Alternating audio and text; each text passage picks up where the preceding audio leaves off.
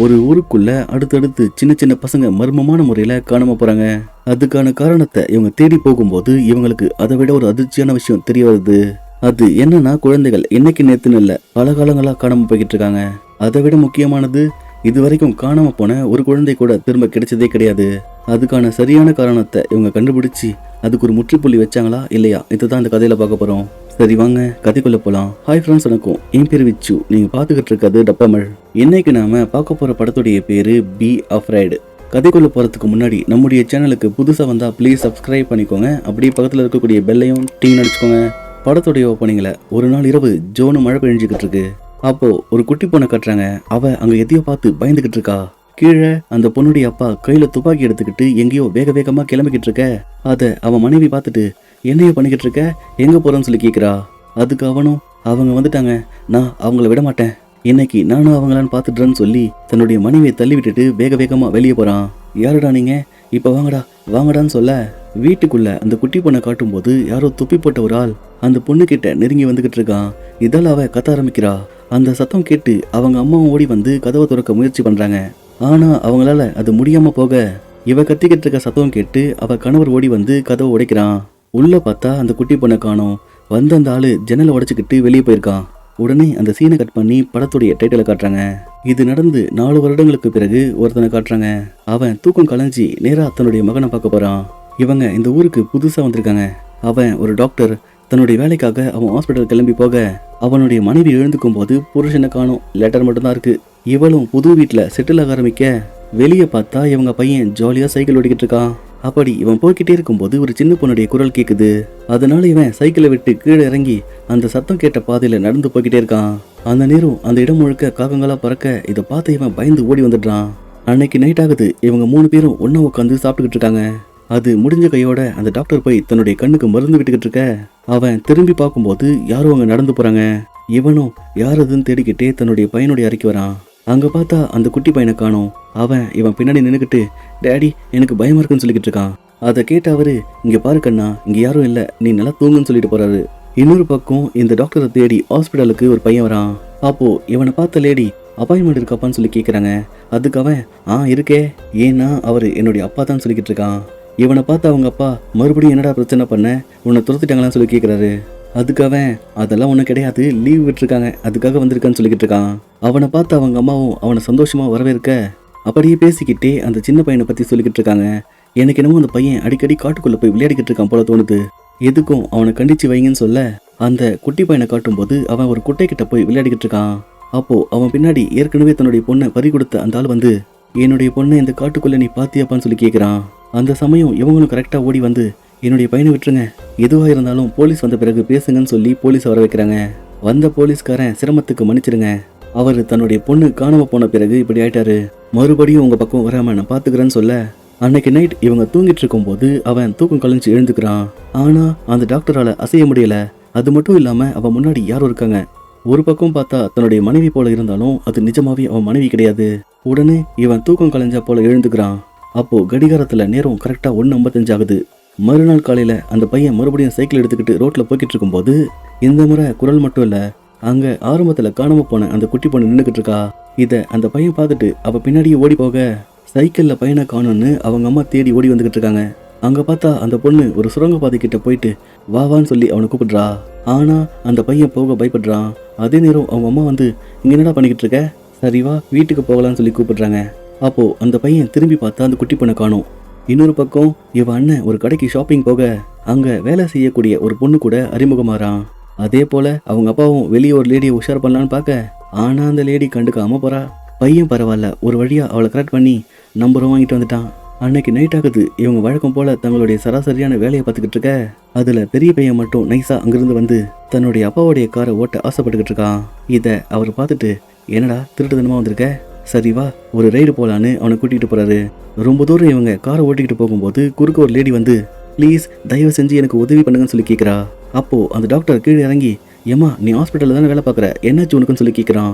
அதுக்காக, எனக்கு ஒன்றும் ஆகலையா, என்னுடைய வீட்டுக்காருக்கு தான் அந்த ஆளு கையில் துப்பாக்கி வச்சுக்கிட்டு நான் சாக போறேன்னு சொல்லிக்கிட்டு இருக்கான். ஓகேம்மா பதறாத, நாங்கள் வந்துட்டோம்னு சொல்லி வீட்டுக்குள்ளே போனா அதே போல் அவர் கையில் துப்பாக்கி வச்சுக்கிட்டு என்னுடைய பொண்ணு காணாம போயிட்டா, அவங்க அவளை தூக்கிட்டு போக நான் விட்டுருக்க கூடாது. இன்னும் கூட அவங்க இங்கதான் இருக்காங்கன்னு சொல்ல இதை கேட்ட டாக்டர், எவன் அந்த ஜன்னல் கிட்ட நிக்கிறானே அவனான்னு சொல்லி கேட்கிறான். ஆனா மத்த யார் கண்ணுக்கும் அவன் தெரிய மாட்டேங்கிறான். இத அந்த ஆள் பார்த்துட்டு, அப்போ நீயும் மாட்டிக்கிட்ட, முடிஞ்ச வரைக்கும் உன்னுடைய குடும்பத்தை நீ காப்பாத்திக்கோ, இல்லைனா என்னுடைய பொண்ணு இறந்த பிறகு நான் பாக்குற மாதிரி தான் நீயும் பாப்ப.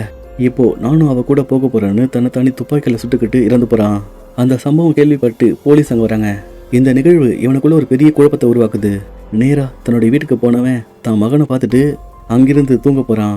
அப்போ அந்த பையனை மறுபடியும் காட்டுறாங்க. ஏதோ ஒண்ணு அவன் கிட்ட வந்துகிட்டே இருக்கு. இவனுக்கும் தூக்கம் வராம எழுந்துக்கும் போது அந்த பையன் மெதுவா அறைக்குள்ள போறான். என்ன இந்த பையன் இன்னும் தூங்கலையான்னு அவர் எழுந்து போக அங்க இவன் மனைவி குளிச்சுக்கிட்டு இருக்கா.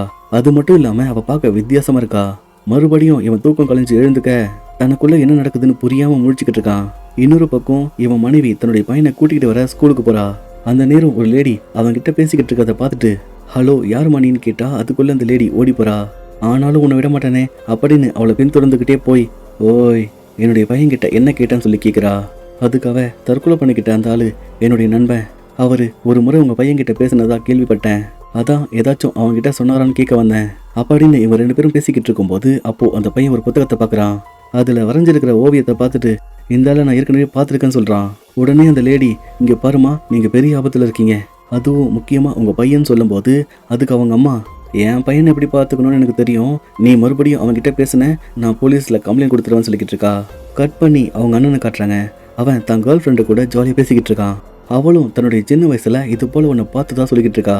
ஆனா எனக்கு சரியா தெரியல, ஏன்னா நான் சின்ன பொண்ணு, அப்படி பார்த்தா நான் காணாம போகலேன்னு சொல்ல இங்க அவ அந்த லேடியை பார்த்த விஷயத்த தன்னுடைய கணவர்கிட்ட சொல்லிக்கிட்டு இருக்கா. இதால அந்த சின்ன பையன் பயந்துட போறான்னு அவனுக்கு வந்து தைரியம் சொல்லிக்கிட்டு இருக்காங்க. ஆனா அந்த பையன் தைரியமா தான் இருக்கு. என்ன லைட்டை மட்டும் ஆஃப் பண்ண வேணாம்னு சொல்லுது.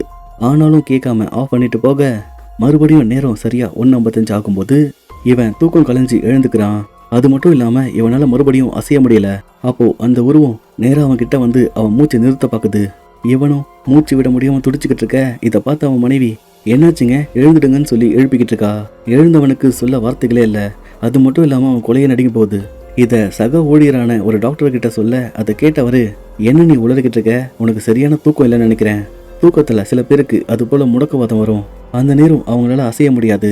அதன் பிறகு அது தானா சரியாயிடும். அப்படி பார்த்தா நான் யாரை பார்த்தேன்னு சொல்லி கேட்குறான். அதுக்கும் அவரு, இப்போ நீ சமீபத்துல எதையாச்சும் பத்தி கேள்விப்பட்டிருப்ப, அதையே நீ மறுபடியும் யோசிச்சுக்கிட்டு இருக்க. உனக்கு முடக்குவாதம் வரும்போது அந்த காட்சிகள் தெரியும், மற்றபடி உனக்கு எதுவும் கிடையாது, நீ நல்லா இருக்கன்னு சொல்லிக்கிட்டு இருக்காரு. அடுத்த நாள் காலையில இவன் மனைவி துணியை மடிச்சுக்கிட்டு இருக்கும்போது தன்னுடைய பையனை தேடிக்கிட்டு இருக்கா. ஆனா அவன் காட்டை நோக்கி நடந்து போய்கிட்டு இருக்கான்.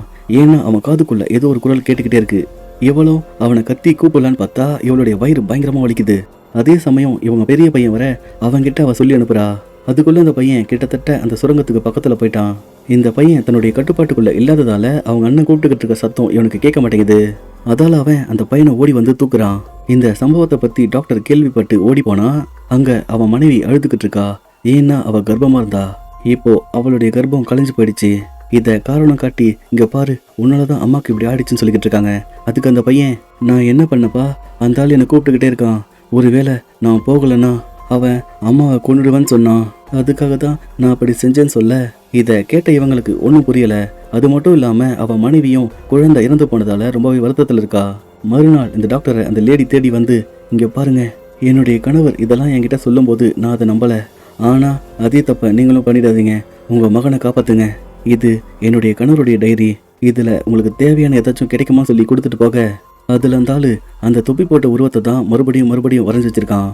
இவங்களும் அதை பத்தி நெட்லலாம் சர்ச் பண்ணி பாக்குறாங்க. பல பேர் அந்த உருவத்தை நேர்ல பார்த்துட்டு இருக்கிறதா சொல்லியிருக்காங்களே தவிர யாருக்கும் அதை பத்தி முழுசா தெரியல. அதோட அதை ஓரம் கட்டிட்டு தன்னுடைய கேர்ள் ஃப்ரெண்டு கூட பார்ட்டி பண்ண போயிருக்காரு. அந்த நேரம் 2 பசங்க வந்து, இது பிரைவேட் பார்ட்டிக்கண்ணா, அது மட்டும் இல்லாம இவன் நேற்றுக்கு என்னுடைய ஆளு, இன்னைக்கு உன்னுடைய ஆளு, அடிக்கடி இவ ஆளை மாத்திக்கிட்டே இருப்பான்னு சொல்ல இவங்க பேச்சு வளர்ந்துகிட்டே போய் கடைசியில ஒரு போட்டியில நிக்குது. அது என்னன்னா அங்கேயும் ஒரு சுரங்கம் இருக்கு, இதுக்குள்ள நீ தனியா போகணும், அதுவும் டார்ச் லைட் கூட இல்லாம, அப்படி மட்டும் நீ செஞ்சிட்டா நீ கேட்கக்கூடிய எல்லாத்தையும் நான் செய்வேன்னு சொல்ல அவனும் தன்னுடைய கேர்ள் ஃப்ரெண்டு முன்னாடி மொக்க வாங்கக்கூடாதுன்னு தைரியமா அதுக்குள்ள போறான். அதாடி என்னை யாராச்சும் காப்பாத்துங்க அப்படின்னு மனசுக்குள்ள புலம்பல. அந்த நேரம் யாரோ வந்து இவனை தாக்குறாங்க. அது யாருன்னா அந்த 2 பசங்க. ஏன்டா என் கேர்ள் ஃப்ரெண்டு கேக்குது அவனுக்கு அப்படின்னு அவனை போட்டு சரமாரியா தாக்குறாங்க. அங்க இவங்க மட்டும் இல்லாம வேற யாரும் இருக்காங்க. வந்தது அதுல ஒருத்தனை தூக்கிட்டு போக அவன் போன கொஞ்ச நேரத்துல ஒரே ரத்தமா தெரிக்குது. இதை பார்த்த மற்ற 2 பேரும் பயந்து போறாங்க. அப்போ அதுல ஒருத்தனை தூக்க அந்த பெரிய பையன் அவட பாவீங்களா உள்ள என்னமோ இருக்குடா, சீக்கிரமா போலீஸுக்கு கால் பண்ணுங்கடான்னு சொல்லி கத்திக்கிட்டு இருக்கான். இவங்க கால் பண்ற அந்த நேரம் போலீஸும் டாக்டரும் ஒன்னா உட்காந்து பேசிக்கிட்டு இருக்காங்க. அந்த டாக்டர் கேட்டுட்டு நானும் உங்க கூட வரேன்னு சொல்லி அவங்க கூட கிளம்பி வந்துகிட்டு இருக்க அங்க தன்னுடைய மகனை பார்த்தவரு, அடே மகனே என்னடா பண்ணிக்கிட்டு இருக்கான்னு சொல்லி கேட்கிறாரு. வந்த போலீஸ்காரங்க உள்ள போய் தேடி பார்க்கும்போது எதுவும் கிடைக்கல. சரி தம்பி இங்க வா, எதுக்கு நீங்க வந்தேன்னு சொல்லி கேட்கிறாரு. அதுக்காக நான் என் கேர்ள் ஃப்ரெண்டு கூட வந்தேன்னு சொல்ல, அடே என் பொண்ணு உனக்கு கேர்ள் ஃப்ரெண்டா, இன்னொரு வாட்டி அவ கூட உன்னை பார்த்தேன் அவ்வளோதான். இங்க பாருங்க, இவனை கூட்டிக்கிட்டு நான் ஸ்டேஷன் போறேன். அவங்க 2 பேரையும் இவன் தான் கடைசியா பார்த்துருக்கான், அதனால நான் இவனை விட மாட்டேன்னு சொல்லி கூட்டிட்டு போறாரு. இன்னொரு பக்கம் இறந்து போன அந்த ஆளுடைய ஃப்ரெண்டுன்னு சொன்ன லேடியை காட்டுறாங்க. அவளுக்கு அங்க ஏதோ வித்தியாசமான சத்தம் கேட்குது. உடனே அதை கட் பண்ணிட்டு இந்த குட்டி பையனை காட்டும்போது அவனுக்கு பயத்துல ஜுரமே வந்துடுச்சு. அப்போ அவன், அம்மா உங்க போனை கொஞ்சம் கொடுக்குறீங்களான்னு சொல்லி கேட்குறான். அவங்களும் போனை கொடுத்துட்டு அங்கிருந்து குளிக்க போறாங்க. ஒரு பக்கம் இவன் கேம் ஆடிக்கிட்டு இருக்க, குளிக்க போன இவங்க நல்லா தூங்கிடுறாங்க. திடீர்னு அங்க இருக்கக்கூடிய மெழுகுவர்த்திகள் அணையுது. இதை அவ பயத்தோட பாத்துக்கிட்டு இருக்க அந்த பையனும் முன்னாடி இருக்கக்கூடிய அறைய போட்டோ எடுத்துக்கிட்டு இருக்கான். அதுல ஒரு உருவம் பதிவாகுது. அதை பார்த்து இவன் பயந்து போக நேரா தன்னுடைய அம்மா கிட்ட ஓடி வந்து, அம்மா கதவை துறங்கன்னு சொல்லிக்கிட்டு இருக்கான். ஆனா அவங்களால அசையக்கூட முடியல. அது மட்டும் இல்லாம அவங்கள நோக்கியும் ஏதோ ஒண்ணு மெதுவா கிட்ட வந்துகிட்டே இருக்கு. வெளியே அந்த தொப்பிக்காரன் இந்த பையன் கிட்ட வந்துட்டான்.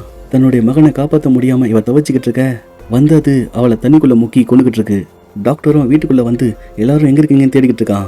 பாத்ரூம்குள்ள போய் தன்னுடைய மனைவியை பார்த்தவன் அவளை தண்ணியை விட்டு வெளியே கொண்டு வந்து அவளுக்கு மூச்சு வர வைக்க பாக்குறான். இருந்தாலும் அவனால அது முடியாம போக அவன் அதே இடத்துல உட்காந்து அழுதுகிட்டு இருக்கான். அந்த நேரம் அவ மறுபடியும் சுவாசிக்க ஆரம்பிக்கிறா. இவனும் ஓடி போய் அவளை சந்தோஷப்பட்டு கட்டிப்பிடிக்க அதுக்காக நம்ம பையனை அது தூக்கிட்டு போயிடுச்சுன்னு சொல்லிக்கிட்டு இருக்கா. இன்னொரு பக்கம் போலீஸ் ஸ்டேஷனை காட்டும் போது பெரிய பையனை கூட்டிட்டு வந்த போலீஸ்காரன், உனக்கு என் பொண்ணு கேக்குதா, இருடா உன்னை வச்சுக்கிறேன் அப்படின்னு பேசிக்கிட்டே இருக்கான். அந்த நேரம் இந்த பையன் காணாம போயிட்டான்னு கேள்விப்பட்டு அவன் வேக வேகமா கிளம்பும் போது அதுக்கு அந்த பையன், நானும் வரேன், அது என்னுடைய குடும்பம் தான் சொல்லிக்கிட்டு இருக்கான். ஆனா அந்த ஆளு அவனை விட்டுட்டு போயிடுறான். அதே ஸ்டேஷன்ல தான் அவன் கேர்ள் ஃப்ரெண்டும் இருக்கா. அவளை பாதுகாக்க சொல்லி ஒரு போலீஸ்காரன் கிட்ட சொல்லிட்டு போக அப்போ அவ, நான் ஃபேஸ்புக் பார்க்கணும்னு சொல்லி அங்க இருக்கக்கூடிய கம்ப்யூட்டரை நோண்ட ஆரம்பிக்கிறா. அந்த நேரம் இவ ஒரு அதிர்ச்சியான விஷயத்த கண்டுபிடிக்கிறா.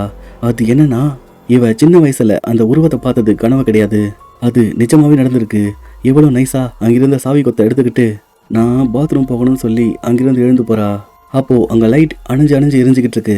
அதே சமயம் அவன்கிட்டயும் ஒரு உருவம் வந்துகிட்டு இருக்க. கரெக்டா அவன் கேர்ள் ஃப்ரெண்டு அவனை காப்பாத்தி கூட்டிகிட்டு வரா. இவங்கள அந்த இன்னொரு லேடியும் கூட சேர்ந்துக்க இந்த பையனுடைய வீட்டை காட்டும் போது அவங்க அப்பாவும் அம்மாவும் அவனை தேட தயாரா இருக்காங்க. அதே நேரம் போலீஸ்காரங்க வந்து, எங்க கிளம்பிக்கிட்டு இருக்கீங்க, யாரும் இங்கிருந்து போகக்கூடாது, அதையும் மீறி போக முயற்சி பண்ணா நான் உங்களை சுட்டுடுவேன்னு சொல்லிக்கிட்டு இருக்கான். இதை இவங்க கேட்டு ஒன்றும் புரியாம முழிச்சுக்கிட்டு இருக்கும்போது டாக்டர் கோவப்பட்டு பதிலுக்கு அந்த போலீஸ்காரனை தாக்க வரான். அப்போ அந்த 3 பேரும் அங்க ஓடி வந்துட்டாங்க. அவனை பார்த்து அவங்க பொண்ணு, எனக்கு தெரியும், நீங்க சின்ன வயசுல 2 குழந்தைகளை கொண்டு போய் அந்த ஆளுகிட்ட கொடுத்தீங்க, அது ஏன் நீ இப்ப தெரிஞ்சாகணும்னு சொல்ல, அதுக்கு அந்த ஆளு, எனக்கு வேற வழி தெரியல, அவன் உன்னை கொண்டு போயிட்டான், உன்னை திரும்ப கொடுக்கணும்னா அதுக்கு பதிலா 2 குழந்தைகள் வேணும்னு என்கிட்ட கேட்டான், அதுக்காக தான் அப்படி பண்ணன்னு சொல்ல. இதை கேட்ட டாக்டர் அவனை அடிச்சுட்டு, நானா இருந்தா உன்னை போல கட்டாயம் செஞ்சிருக்க மாட்டேன் அப்படின்னு சொல்லிட்டு நேரா அது இருக்கக்கூடிய சுரங்கத்துக்கிட்ட போறாங்க. அந்த டாக்டரும் தன்னுடைய மனைவி கிட்ட, பசங்களை பத்திரமா பார்த்துக்கோ, டே மகனே, அப்பா இல்லைன்னா நீ தான் குடும்பத்தை பத்திரமா பார்த்துக்கணும் அப்படின்னு அவங்ககிட்டயும் சொல்லிட்டு நேரா தனியா அதுக்குள்ள போறான். உள்ள போன அவனையும் அது வந்து இழுத்துட்டு போகுது. அந்த சத்தம் கேட்டு வெளியே இவங்க அழுதுகிட்டு இருக்க அப்போ அந்த குட்டி பையன் குகையை விட்டு வெளியே வந்துகிட்டு இருக்கான். வந்தது என்னன்னு தெரியல, ஆனா அது ஒரு உயிருக்கான தியாகத்தை கேட்கும். சில பேர் அந்த போலீஸ்காரன் போல வேற குழந்தைகளை மாட்டி விட, இன்னும் சில பேர் இந்த டாக்டரை போல தன்னைத்தானே தியாகம் பண்றாங்க. மறுநாள் காலையில அந்த டாக்டர் கண்ணு முழிக்கிறான். வெளியே வந்து பார்த்தா விடிஞ்சு போயிருக்கு. அது மட்டும் இல்லாம அங்க யாரும் இல்ல. நேரா வீட்டுக்கு ஓடி வந்தவன், நான் வந்துட்டேன்னு சொல்லிக்கிட்டு இருந்தா அவன் வந்ததை யாராலையும் உணர முடியல. அவளை பொறுத்த வரைக்கும் அவனை பார்க்க நிழல் போலதான் இருக்கு. இவன் ஒரு பக்கமும் அவங்க ஒரு பக்கமும் மாட்டிக்கிட்டு தவிக்க அதோட இந்த படத்தை முடிக்கிறாங்க. இந்த வீடியோ உங்களுக்கு பிடிச்சிருந்தா லைக் பண்ணுங்க, ஷேர் பண்ணுங்க, கமெண்ட் பண்ணுங்க, மறக்காம நம்ம சேனலை சப்ஸ்கிரைப் பண்ணுங்க.